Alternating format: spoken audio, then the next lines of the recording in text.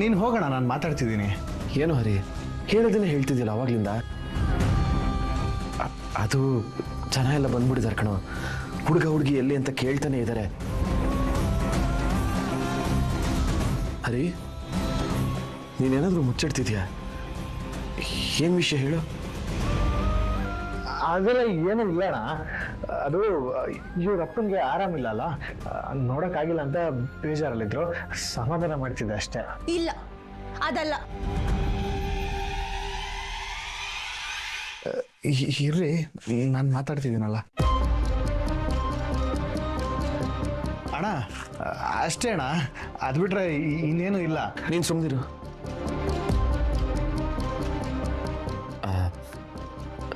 ನೋಡಮ್ಮ ಚಂದನ, ನೀವು ನನಗಿಂತ ವಯಸ್ಸಲ್ಲಿ ಚಿಕ್ಕವರು. ಹೆಸರಿಟ್ಟು ಕರೆದ್ರೆ ಏನು ಬೇಜಾರಿಲ್ಲ ಅಲ್ವಾ? ಇಲ್ಲ ಇಲ್ಲ, ಹೇಳಿ. ನೋಡಮ್ಮ ಚಂದನ, ನಿಮ್ಮ ತಂದೆಗೆ ಹುಷಾರಿಲ್ಲ ಅಂತ ಗೊತ್ತಾದಾಗ ನಮ್ಮೆಲ್ಲರ ಮನಸ್ಸಿಗೂ ತುಂಬ ನೋವಾಯಿತು. ಅದಕ್ಕೆ ನಿಮ್ಮ ತಂದೆಗೆ ಬೇಗ ಹುಷಾರಾಗಲಿ, ನೀವು ಮತ್ತೆ ನಮ್ಮ ಮನೆಗೆ ಬರೋ ಹಾಗಾಗಲಿ ಅಂತ ದೇವರಿಗೆ ಪೂಜೆ ಎಲ್ಲ ಮಾಡಿಸಿದ್ವಿ, ಗೊತ್ತಾ? ಹರಿ ಹೇಳೋವರೆಗೂ ನಮ್ಗೆ ಏನು ಮಾಡೋಕ್ಕೂ ಮನಸ್ಸೇ ಆಗಲಿಲ್ಲ. ಏನೂ ತೊಂದರೆ ಇಲ್ಲ ಅಂತ ಗೊತ್ತಾದ್ಮೇಲೆ ನಾವಿದನ್ನೆಲ್ಲ ಏರ್ಪಾಟ್ ಮಾಡಿದ್ದು. ಈಗ ಕ್ಯಾನ್ಸಲ್ ಮಾಡೋ ಪರಿಸ್ಥಿತಿಲಿ ನಾವು ಯಾರೂ ಇಲ್ಲ ಅಣ್ಣ. ಅದು ನೀನ್ ಮಾತಾಡ್ಬೇಡ ಅಂದೆ. ಚಂದನ, ನೀವು ಹರಿ ಯಾವ ಪರಿಸ್ಥಿತಿಲಿ ಮದುವೆ ಆದ್ರಿ ಅನ್ನೋದು ನಮ್ಗೆ ಅರ್ಥ ಆಗತ್ತೆ. ಆದ್ರೆ ಈ ಊರಿನ ಜನರಿಗೆ ನಮ್ಮ ಮನೆ ಅಂದ್ರೆ ಮೊದಲಿಂದನೂ ಅಸಡ್ಡೆನೆ. ಈ ಮದುವೆನೂ ಕೂಡ ಅವ್ರು ಅದೇ ಭಾವನೆಯಿಂದನೇ ನೋಡ್ತಾ ಇದ್ದಾರೆ. ನೀವು ಬಂದು ಅಪ್ಪನ ಹುಷಾರಿಲ್ಲ ಅಂತ ಹೋಗಿದ್ದನು ಕೂಡ ಅವ್ರು ಬೇರೆ ತರನೇ ಮಾತಾಡಿದ್ರು. ಅಂಥ ಮಾತುಗಳು, ನಿಮ್ಮೇಲೆ ಆಡೋ ಚುಚ್ಚು ಮಾತುಗಳು, ಇದೆಲ್ಲ ನಿಲ್ಬೇಕು ಅಂತಾನೆ ನಾವು ರಿಸೆಪ್ಷನ್ ಏರ್ಪಾಟ್ ಮಾಡಿದ್ದು. ಇದನ್ನೆಲ್ಲ ನಮ್ಮ ಆಡಂಬರಕ್ಕೋಸ್ಕರ ಮಾಡ್ತಿದೀವಿ ಅಂತ ಅನ್ಕೋಬೇಡಿ. ಇದನ್ನೆಲ್ಲ ಮಾಡ್ತಿರೋದು ನಿಮ್ಮ ಗೌರವಕ್ಕೋಸ್ಕರ. ನಾನು ನಿಮ್ನ ಅಣ್ಣ ಅಂತ ಕರಿಬೋದಾ?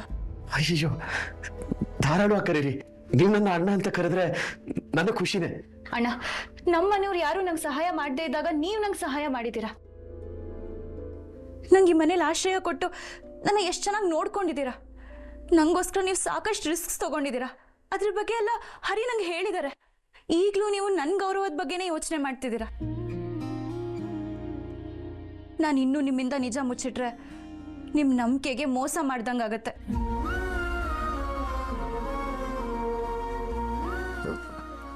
ಸರಿ, ಏನ್ರಿ ಮಾತಾಡ್ತಾ ಇದ್ದೀರಾ? ಇವಾಗೆಲ್ಲ ಸರಿ ಆಯ್ತಲ್ಲ, ಬಿಡಿ. ಯಾವುದು ಸರಿ ಆಗಿಲ್ಲ. ಈಗಲೂ ಸರಿ ಮಾಡಿಲ್ಲ ಅಂದ್ರೆ ಮುಂದೆ ತಪ್ಪಾಗ್ತಾನೆ ಹೋಗುತ್ತೆ. ನೋಡಿ, ಒಂದಿನ ಹರಿ ಅವ್ರೇನು ಹೇಳಬೇಕು ಅಂತ ಇದ್ದಾರೆ, ಹೇಳಿ ಬಿಡು. ನೀವ್ ಹೇಳಿಮ್ಮ. ಅಣ್ಣ, ನಮ್ಮ ಅಪ್ಪನ ಆರೋಗ್ಯ ಸರಿ ಇಲ್ಲ ಅನ್ನೋ ಕಾರಣಕ್ಕೆ ನಾನು ಈ ರಿಸೆಪ್ಷನ್ ಬೇಡ ಅಂತಿದ್ದೀನಿ ಅಂತ ಹರಿ ಹೇಳಿದ್ರು.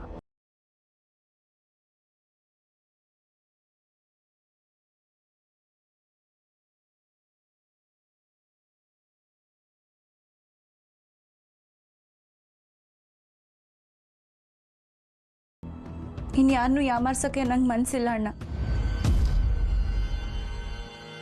ನೀವೆಲ್ಲರೂ ಅನ್ಕೊಂಡಿರೋ ಹಾಗೆ ಮದ್ವೆ ನಿಜವಾದ ಮದ್ವೆನೇ ಅಲ್ಲ.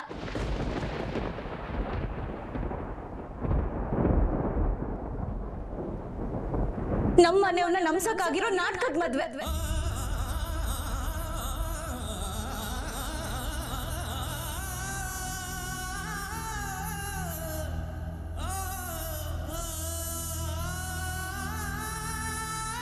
ನನ್ನಿಂದ ನಿಮ್ಮ ಮನ್ಸಿಗೆ ಬೇಜಾರಾಗಿದ್ರೆ ದಯವಿಟ್ಟು ಕ್ಷಮಿಸ್ಬಿಡಿ ಅಣ್ಣ.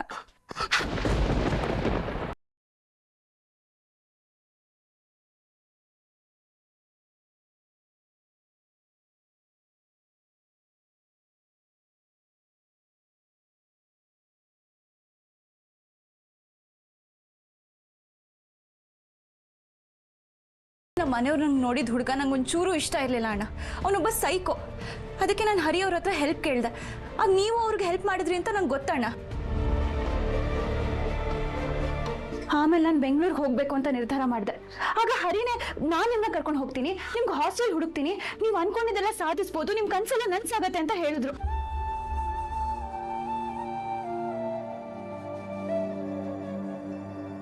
ಅದಕ್ಕೆ ಅಣ್ಣ ನಾನು ಹರಿ ಅವ್ರ ಜೊತೆ ಮನೆ ಬಿಟ್ಟು ಬಂದಿದ್ದು.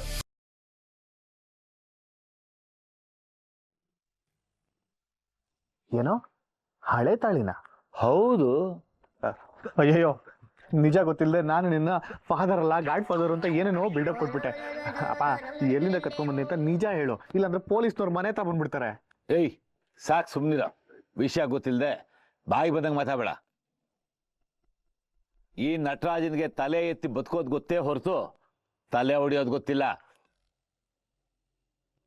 ಯಾವುದೋ ಹರ್ಷಿನ ದಾರನ ಹೆಂಡತಿ ಕುತ್ತಿಗೆ ಕತ್ಕೊಂಬಂದು ಪೋಸ್ ಕೊಡ್ತಿದ್ದೋ ನೀನು. ರಿಸೆಪ್ಷನ್ ಏರ್ಪಾಟ್ ಮಾಡಿ ನಿನಗೆ ಮಾಲೆ ಹಾಕಿ ಮರ್ಯಾದೆ ಉಳಿಸಿದ್ದು ನಾನು, ತಿಳ್ಕೊ. ಅದೆಲ್ಲ ಇರ್ಲಿ ಅಪ್ಪ, ತಾಳಿ ಕದ್ದಿದ್ದು ಅಲ್ಲ ಹೊಸದು ಅಲ್ಲ, ಮತ್ತೆ ಅದೆಲ್ಲಿಂದ ಬಂತು? ಅದು ನಿಮ್ಮಮ್ಮನ ತಾಳಿ ಕಣೋ. ಭದ್ರವಾಗಿ ಎತ್ತಿಟ್ಟಿದ್ದೆ. ನಾನು ಕುಡ್ಕ ಆಗಿರ್ಬೋದು, ಆದ್ರೆ ಮನುಷ್ಯನೇ.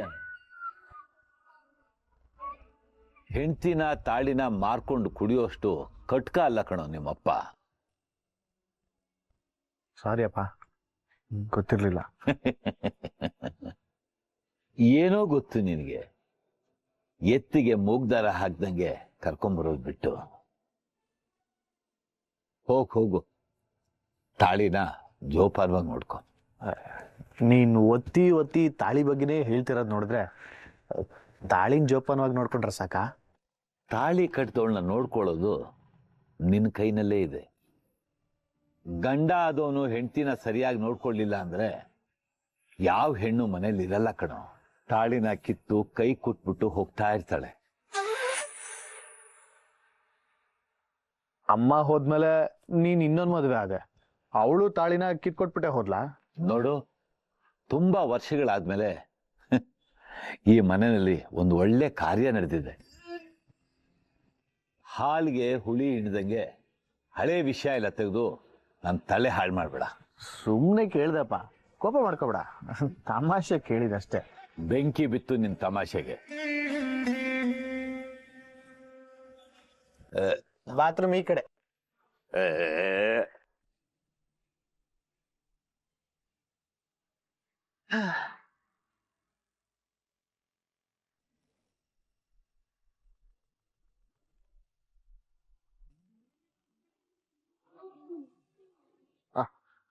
ಹಲೋ, ಹಾ 9 ಗಂಟೆಗಾ?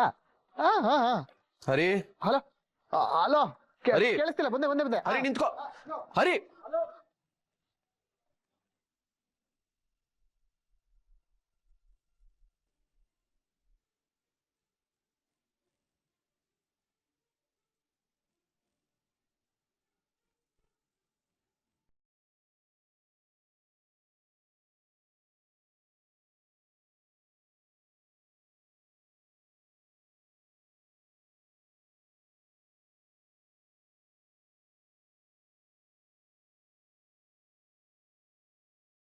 ಒಳಗಡೆ ಬರ್ಬೋದಾ?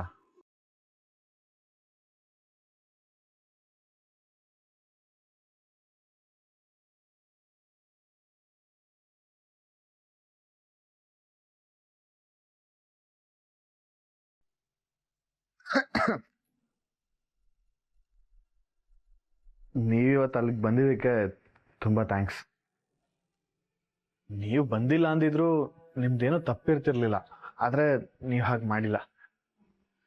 ಎಲ್ರ ಮುಂದೆ ನಮ್ಮ ಮನೆಯವ್ರ ತಲೆ ತಗ್ಸೋದನ್ನ ತಪ್ಸಿದ್ರಿ.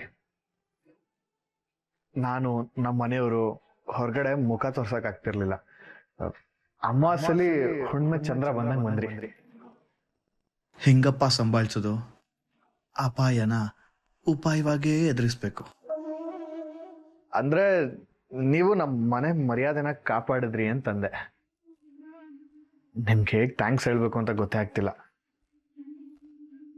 ಅಯ್ಯಯ್ಯೋ, ಸಂಭಾಳ್ಸೋಕೋಗಿ ಜಾಸ್ತಿ ಮಾತಾಡ್ಬಿಟ್ನ. ಅರೆ, ಏನ್ ರಿಯಾಕ್ಷನ್ನೇ ಇಲ್ಲ? ಹೀಗೆಲ್ಲ ನಡೆಯುತ್ತೆ ಅಂತ ನೀವು ಅನ್ಕೊಂಡಿರ್ಲಿಲ್ಲ ಅಂತ ಅನ್ಸುತ್ತೆ. ಅಪ್ಪ ತಾಳಿ ಎಲ್ಲ ತಂದು ಕಟ್ಟಿಸ್ತಾರೆ ಅಂತ ನನಗೆ ಗೊತ್ತಿರ್ಲಿಲ್ಲ ರೀ, ನಿಜವಾಗ್ಲು. ಅದು ಗೊತ್ತಿದ್ರೆ ಮೊದಲೇ ಬೇಡ ಅಂತ ಹೇಳ್ಬಿಡ್ತಿದ್ದೆ. ಆಗಿದೆಲ್ಲ ಆಗೋಯ್ತು, ಆದ್ರೆ ಇದೆಲ್ಲ ನಾಟಕ, ಸುಲ್ ರಿಸೆಪ್ಷನ್ ತಾನೆ. ನಿಮಗೆ ನಾಟಕ. ಆದರೆ ನನಗಿದು ನಿಜವಾದ ಮದುವೆ. ನನ್ನ ಲೈಫ್ಗೆ ಯಾವತ್ತಿದ್ರೂ ನೀವೇ ವೈಫು. ಹಾ ಹಾ ಗೊತ್ತಾಯ್ತು. ಅಪ್ಪ ತಾಳಿ ತಂದಿದ್ನ ನೋಡಿ ನೀವೆಲ್ಲ ಒಪ್ಕೊಳ್ಳಲ್ವ ಅಂತ ನಾನು ಗಾಬರಿ ಆಗ್ಬಿಟ್ಟಿದ್ದೆ. ಸದ್ಯ ದೇವ್ರ ದಯೆ ನೀವ್ ಹಾಗೆ ಮಾಡಿಲ್ಲ, ಸುಮ್ಮನೆ ಇದ್ರಿ. ನನಗೆ ಶಾಕ್ ಆಗೋಯ್ತು ಗೊತ್ತಾ. ನೀವ್ ಹೇಗ್ ರಿಯಾಕ್ಟ್ ಮಾಡ್ತೀರಾ ಅಂತ ನಾನು ಕೊನೆವರೆಗೂ ಭಯದಲ್ಲೇ ಇದ್ದೆ. ಆ ಟೈಮಲ್ಲಿ ತುಂಬಾ ಚೆನ್ನಾಗಿ ಮ್ಯಾನೇಜ್ ಮಾಡಿದ್ರಿ, ಥ್ಯಾಂಕ್ಸ್. ಯಾವುದಕ್ಕೂ ರಿಯಾಕ್ಟ್ ಮಾಡಬಾರ್ದು ಅಂತ ಡಿಸೈಡ್ ಆಗಿದ್ದಾರಾ ಏನು? ಬೇರೆ ರೂಟಲ್ಲೇ ಟ್ರೈ ಮಾಡೋಣ. ನಾನು ನಿಮ್ಗೋಸ್ಕರ ಏನೆಲ್ಲ ಮಾಡಿದ್ದೀನಿ, ನೀವು ನನಗೋಸ್ಕರ ಇಷ್ಟು ಮಾಡಿಲ್ಲ ಅಂದ್ರೆ ಹೆಂಗೆ? ನಿಮ್ಗೋಸ್ಕರ ನಾನು ಪ್ರಾಣನೇ ಒತ್ತೆ ಇಟ್ಟಿದ್ದೀನಿ ಗೊತ್ತಾ. ನಿಮ್ಮಪ್ಪ, ನಿಮ್ಮಣ್ಣ, ಆ ದಾಂಡಿಗ್ರು, ಆ ಕರಡಿ ನನ್ನ ಮಗ ಆರ್ಯ, ಯುದ್ಧ ಭೂಮಿಲಿ ವೀರ ಸಾಹಸ ಅಂತಾರಲ್ಲ ಹಂಗಾಗಿತ್ತು. ನಾನು ಇಷ್ಟೆಲ್ಲ ಮಾಡಿದ್ದೀನಿ, ನೀವು ನನಗೋಸ್ಕರ ಇಷ್ಟು ಚಿಕ್ಕ ಹೆಲ್ಪ್ ಮಾಡಿಲ್ಲ ಅಂದ್ರೆ ಹೆಂಗೆ ಹೇಳಿ? ಅದೆಲ್ಲ ಏನು ನೆಚ್ಚಲ್ಲ ಬಿಡಿ ಅಲ್ವಾ? ಹರಿ, ನೋ ರಿಯಾಕ್ಷನ್. ಇದಕ್ಕೂ ಮೇಲೆ ಮಾತಾಡಿದ್ರೆ ಧರ್ಮದೇಟ್ ಬೀಳೋದು ಗ್ಯಾರಂಟಿ. ಹುಷಾರು. ಸರಿ, ನೀವು ಟಯರ್ಡ್ ಆಗಿದ್ದೀರಾ ಅಂತ ಅನ್ಸುತ್ತೆ, ರೆಸ್ಟ್ ಮಾಡಿ. ನಾನು ಬೆಳಿಗ್ಗೆ ಬಂದು ಮಾತಾಡ್ತೀನಿ. Good night. ಕರೆದ್ರಾ? ಅಲ್ಲ, ಕರ್ದಂಗಾಯ್ತು. ನೀವಲ್ಲ ಅಲ್ಲ, ಬಿಡಿ.